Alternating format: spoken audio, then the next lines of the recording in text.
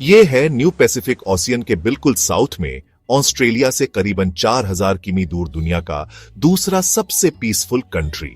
India और पाकिस्तान में रहने वाले ज्यादातर लोग मेरी तरह न्यू को क्रिकेट की वजह से ही जानते हैं। Brendon McCullum, Ross Taylor, Daniel Vettori, मैं तो न्यू को इन्हीं की वजह से जानता था। पर न्यू दुनिया में बहुत ज्यादा मशहूर है, खासकर अपनी बड़ी बड़ी माउंटेन रेंज, इस खूबसूरत लक्स और हाई क्वालिटी ऑर्गेनिक फूड की वजह से। अब में से कुछ लोगों को शायद ये ऑलरेडी पता होगा कि मशहूर movie Lord of the rings की शूटिंग भी न्यू की इन्हीं खूबसूरत वीडियो में हुई थी।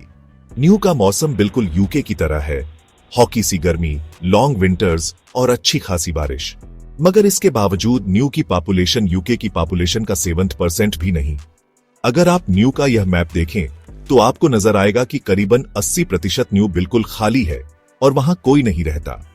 न्यू की 70% आबादी इधर नॉर्थ में रहती है और नॉर्थ की भी 50% आबादी इस एक शहर ऑकलैंड में रहती है।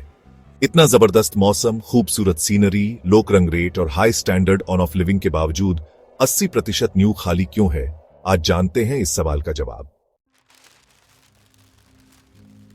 सच यह है कि इस वीडियो में सबसे पहले अगर हम वर्ल्ड मैप देखें तो आप नोटिस करेंगे कि न्यू हमारी बाकी दुनिया से बहुत दूर है। मतलब अगर आप कराची या मुंबई से जहाज में बैठे तो ये पूरा अरब सी और इंडियन ओशियन को क्रॉस करके करीबन 18 से 22 घंटे की फ्लाइट के बाद ही आप न्यू पहुंच सकते हैं। और अब सवाल यह पैदा होता है कि इंसान दुनिया से इतनी दूर इस आयरलैंड तक पहुंच कैसे? अब यहां पर मल्टीपल व्यूज हैं।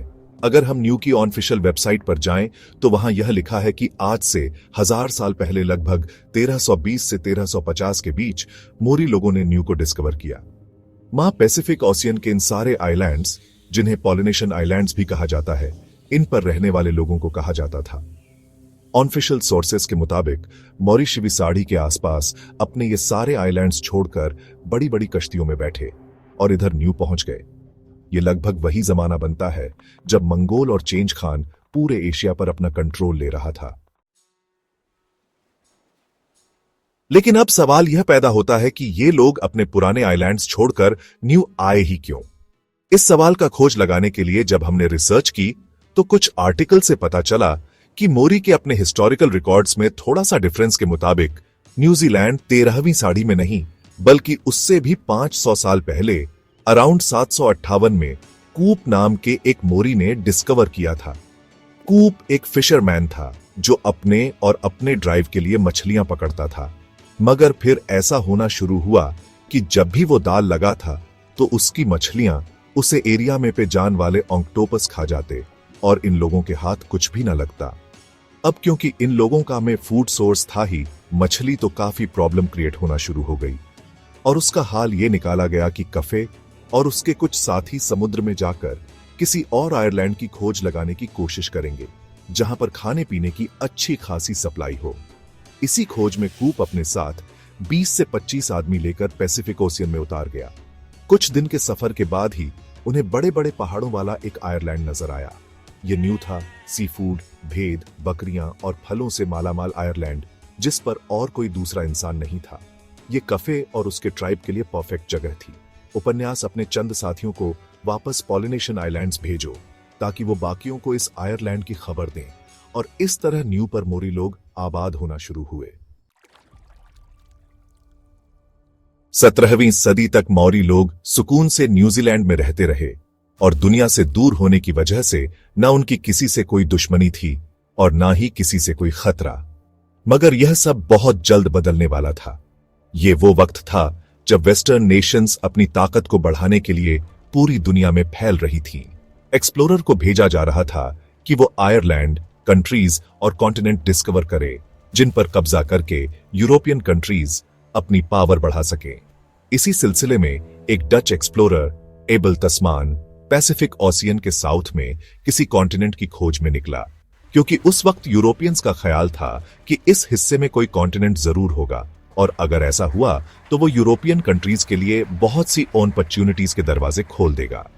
1642 में तस्मान ने न्यूजीलैंड को डिस्कवर किया, मगर उसने जब वहां उतरने की कोशिश की तो उसकी माओरी लोगों के साथ जबरदस्त खूनी लड़ाई हुई और मजबूरन उसे भागना पड़ा। फिर 1769 में एक ब्रिटिश ऑफिसर जेम्स कुक इसी कॉन्टिनेंट को ढूंढता हुआ न्यूजीलैंड पहुंचा। एक दफा फिर जेम्स के फौजियों और मौरी लोगों में जबरदस्त लड़ाई हुई और उसमें कई मौरी भी मारे गए। जेम्स को वापस जाना पड़ा, मगर इस बार उसने न्यूजीलैंड और इस सारे सफर का डिटेल मैप बना लिया और इसी मैप के थ्रू फिर 18वीं सदी में यूरोपियंस आयरलैंड तक पहुंचना शुरू हुए। इस बार उन्होंने मौरी लोगों के साथ बड़े स्मार्ट तरीके से डील किया। उन्हें ट्रेड और प्रॉफिट का लालच देकर ब्रिटिश ने उधर अपनी लेवल पोर्ट्स बनाना शुरू की और फिर 100 साल बाद ही ब्रिटिशर्स ने न्यूजीलैंड का कंप्लीट कंट्रोल ले लिया। ब्रिटिशर्स और मोरी लोगों की दरमियान 1840 में एक त्रुटि साइन हुई जिसे डीटी ऑन ऑफ हुए डांगी कहा जाता है और इस डीट के बाद न्यू ऑनफिशियली यूरोप और ब्रिटिश अंपायर का हिसाब बन गया। उसे वक्त मोरी लोगों की पॉपुलेशन करीबन 2 लाख थी, लेकिन अगले 100 सालों में यह पॉपुलेशन बढ़ाने के बजाय 2 लाख से कम होकर 40,000 तक पहुंच गई और उसकी 2 में रीजंस थी। अल में जब यूरोपियन लोग इधर आए तो उनके साथ वो बीमारियां भी इधर आई जो उसे वक्त यूरोप में आम थी। प्रॉब्लम यह थी कि मौली लोगों में इन डिजीज की इम्यूनिटी डेवलप नहीं हुई थी और इसीलिए यूरोपियन इमिग्रेशन के बाद लोकल मां लोग बीमा होकर मरना शुरू हो गए। दूसरा, 19वीं सदी में न्यू एक बहुत ही वायलेंट जगह बन चुका था। ट्रीटी ऑन वेदंगी के सिर्फ 5 साल बाद ही ब्रिटिशर्स और लोकल मोरी के दरमियान लैंड ऑनरशिप को लेकर एक सीरीज ऑन वॉर शुरू हो गई जो अगले 40 साल तक चलती रही। इन वॉर में बहुत ज्यादा लोकल मौर्य मारे गए और फाइनली ये सिलसिला 1881 में जाकर रॉक, जब मोरी के सारे बड़े चिप्स मारे जा चुके थे और मोरी मूवमेंट बुरी तरह क्रिश हो चुकी थी। अब ब्रिटिशर्स भी ये समझ चुके थे कि लोकल्स को डेवलपमेंट प्रोसेस में इंक्लूड की है बगैर आगे नहीं बढ़ा जा सकता और इसीलिए इन वर्ष के फौरन बाद ब्रिटिश गवर्नमेंट ने लोकल्स को इलेक्टर प्रोसेस से लेकर हर डेवलपमेंट प्रोजेक्ट में की सटीक होल्डर बना दिया और इस तरह न्यू में पीस और प्रोग्रेस का सफर फाइनली शुरू हुआ।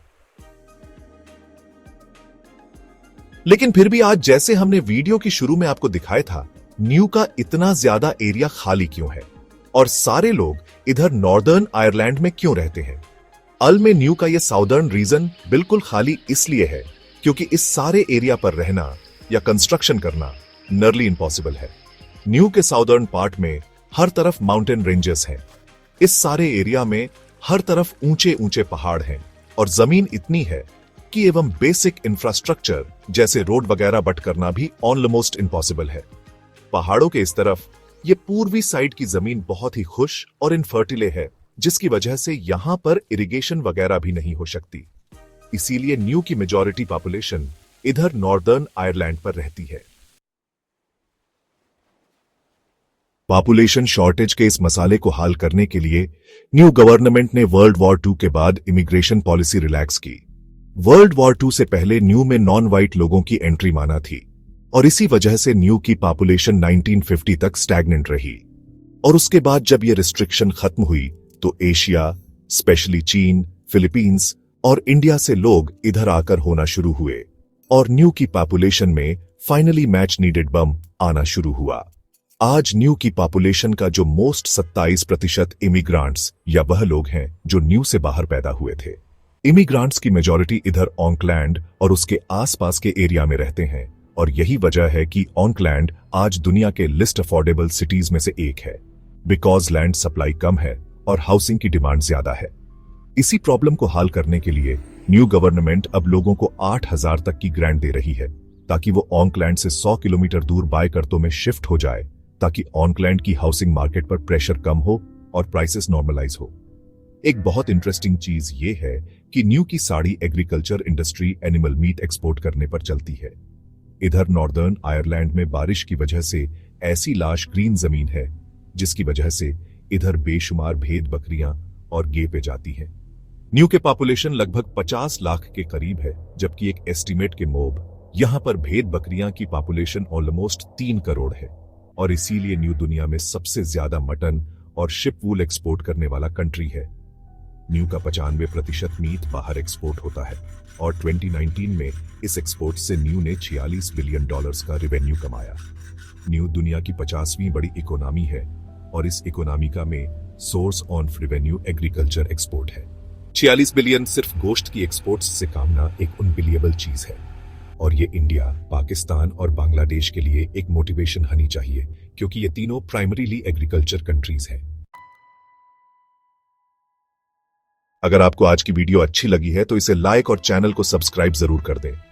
यह है वह सारे सोर्सेस जहां से हमने इस वीडियो के लिए कंसल्ट किया है। मिलते हैं नेक्स्ट वीडियो में। अपना ख्याल रखें। अल्लाह हाफिज।